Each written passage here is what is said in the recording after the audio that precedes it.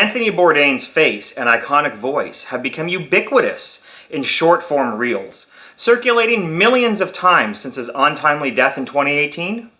And why do we find him so relatable?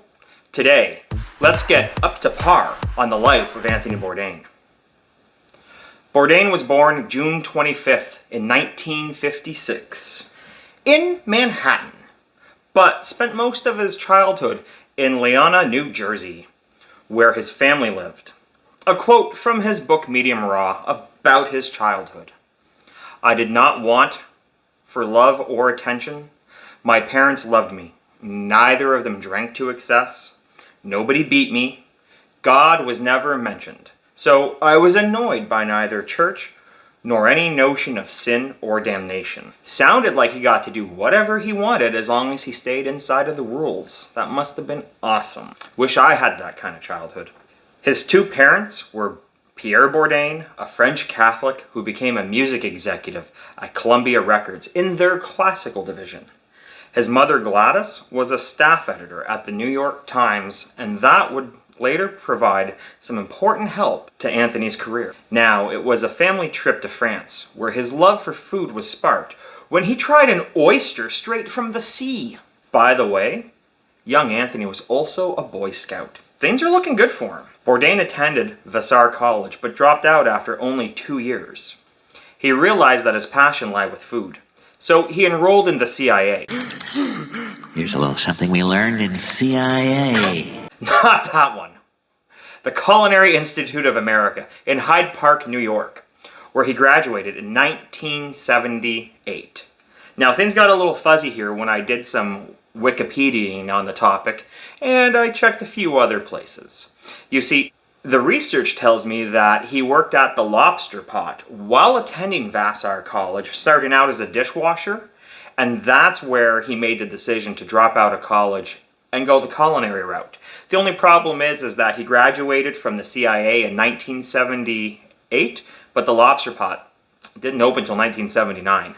So somewhere along the lines, things got blurred.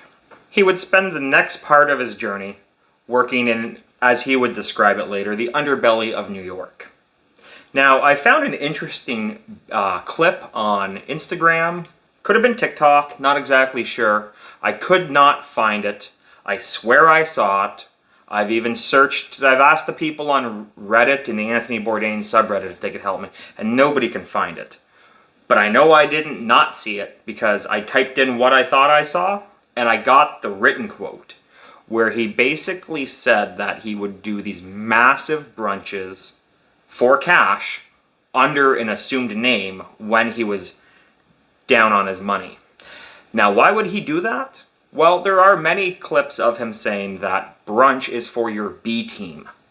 You got your A guys on Friday and Saturday night, and there's no way anybody is coming in for brunch after working through the weekend dinner service. So you reserve brunch for your second tier cooks. And that's why he would work brunches anonymously. Now, one notable place that he did use his actual name for was the Supper Club on Fifth Avenue, but all things would change in 1998. He became the executive chef at Brasserie Les Halles.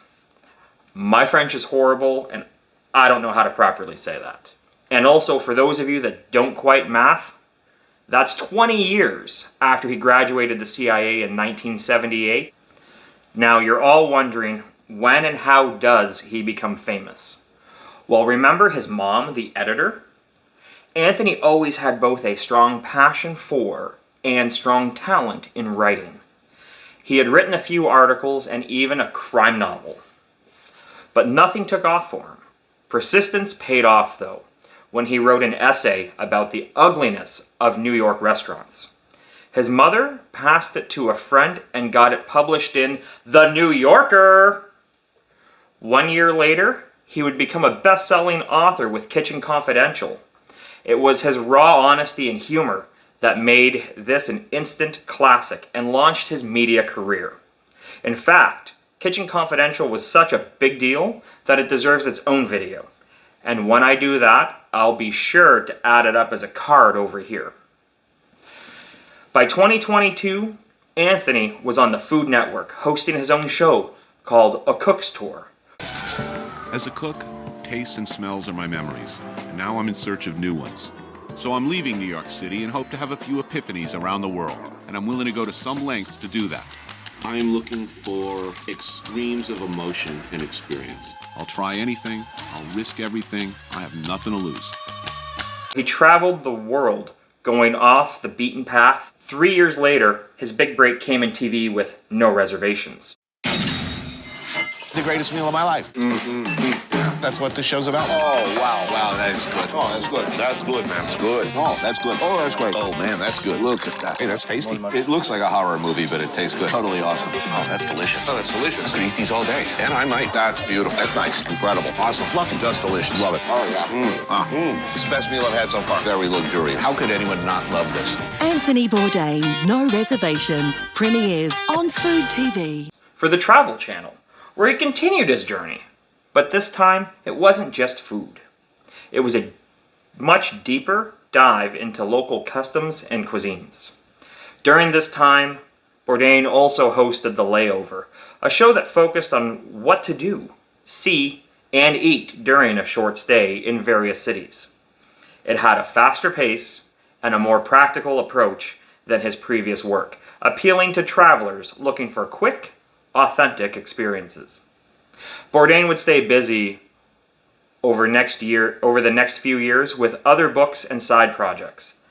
But in 2013, his TV experience would take the next evolution in parts unknown for CNN.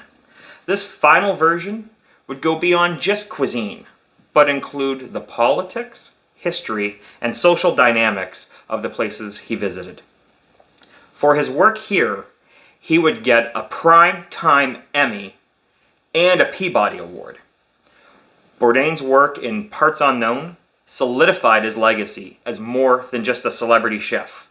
He became a respected journalist and cultural commentator, known for his ability to connect with people from all walks of life and tell their stories with honesty and respect. Remember, with great power comes great responsibility. Bourdain also became an advocate for chefs and culinary workers, using his media success to highlight issues such as workers' rights and the challenges faced by those in the industry. He was vocal about his own struggles with addiction. He was a former user of both cocaine and heroin.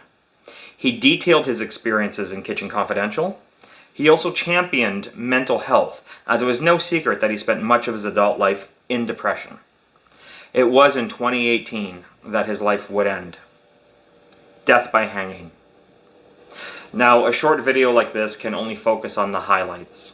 If you want to know more, go to your local library and get one of his books. You'll be glad you did.